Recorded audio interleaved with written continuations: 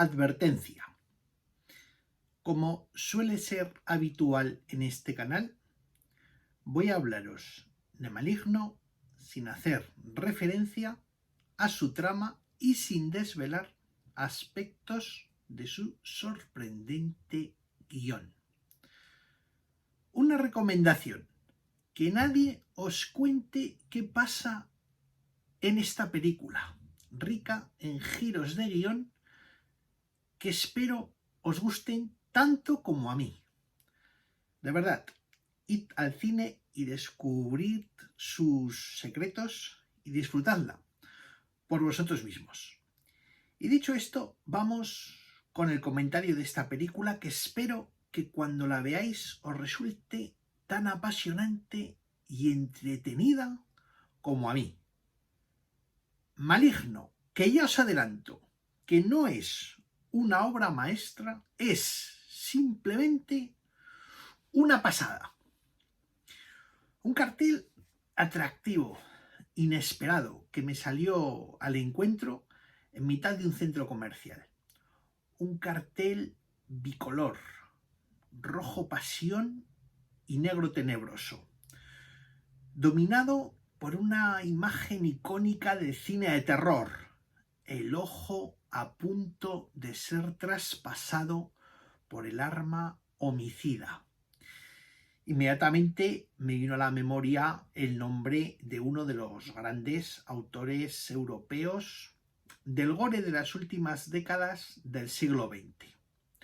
Lucio Fulci, un cineasta atraído por lo hemoglobínico, por lo abyecto y por lo deforme, que nos dejó algunas de las imágenes más perturbadoras relacionadas con la tortura ocular de la historia del género.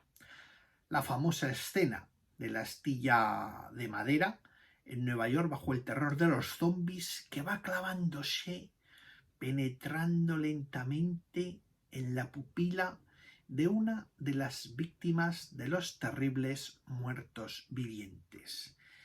Y la no menos contundente, escenas del Destripador de Nueva York, otro de sus grandes clásicos, donde el despiadado asesino saja un globo ocular de una prostituta indefensa atada a un camastro con una navaja de afeitar, siguiendo la tradición de la seminal Un perro andaluz de Luis Buñuel. James Wan, director de Maligno, homenajeando al gran genio italiano de la serie B, al artesano del gore, Lucio Fulci, en el cartel de su última propuesta cinematográfica, dejando a un lado el maravilloso universo de Insidious y de Expediente Warren, buscando nuevas vías, aunque sin apartarse del género que le dio a conocer, con títulos tan contundentes como Shaw o Silencio desde el mal. Tortura ocular que nos retrotrae a otro de los grandes del giallo, Dario Argento, y una de sus últimas grandes películas, ya de finales de los 80, Ópera, donde una estupenda Cristina Marsillac debía mantener los ojos abiertos ante el horror si no quería perder la visión en lo que venía a ser una extraordinaria metáfora de lo que supone el cine o el visionado del cine de horror extremo. Y es que Maligno, otra de esas maravillosas películas coctelera, cine de género en el que todo cabe, yo creo que reformula el giallo, o por lo menos algunos de los conceptos característicos del giallo, sirviéndonos, por ejemplo, una nueva versión del célebre asesino con gabardina negra y manos enguantadas y en ocasiones extraña voz, ¿no? Como ocurría en el Destripador de Nueva York de Lucio Fulci, que creara por otra parte Mario Bava en 6 mujeres para el asesino, y que popularizara el citado Dario Argento en títulos como El pájaro de las plumas de cristal o rojo oscuro. Maligno, de James Wan, cine fantástico de última hornada, terror en altísima definición, en formato digital, que se contagia por momentos de las abrumadoras texturas de ese cine de miedo que descubrimos a través de nuestros magnetoscopios durante los años 80 y sobre todo durante la década de los 90. Esa copia de Suspiria con el formato mutilado, esos colores chillones hasta la distorsión de, por ejemplo, Miedo en la ciudad de los muertos vivientes, esos saltos en la imagen de disturbios en el cementerio. Desde los títulos de crédito iniciales de Maligno, James Wan nos retrotrae a nuestros terrores favoritos de videoclub, con ese logotipo de la Warner y de Atomic Films que parecen extraídos de una cinta de VHS machacada por los sucios cabezales de un magnetoscopio torturado. Y es que Maligno yo creo que puede interpretarse como un interesante juego de perversión audiovisual, en donde el limpio universo de las pantallas Apple y los televisores OLED se ve invadido por el horror que viene del pasado.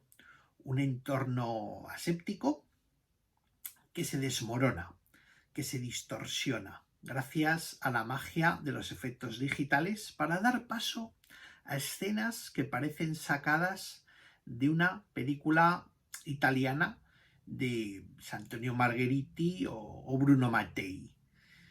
Una fotografía exquisita de Don Burgess, uno de los colaboradores habituales de James Wan, que lleva a cabo un tratamiento del color rojo que de nuevo te hace un puente entre el ayer y el hoy, evocando universos cromáticos que podemos encontrar en los mejores trabajos de los ya citados Mario Bava y Lucio Fulci. Por no hablar de la banda sonora, estupendo trabajo una vez más de Giuseppe Bissara, que me ha recordado a Claudio Simonetti de Fenomena, en algunos de los momentos concretos de la banda sonora de Fenomena, que es estupenda, o al Kate Emerson de Inferno, también de Argento.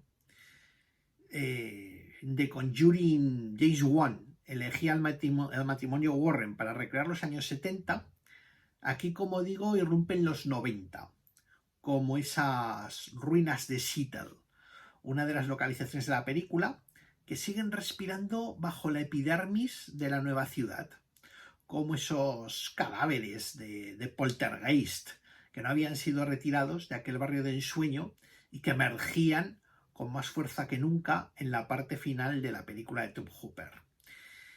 Y es que, insisto, y sin desvelar nada, como ya os he advertido, de una trama sorprendente, que de verdad no os dejéis que os cuente. Ese es el gran tema de Maligno, la emergencia, lo que surge, lo que hay en el interior, lo que vive por debajo de lo que se percibe. Cómo el horror surge, ¿no?, de lo hermoso.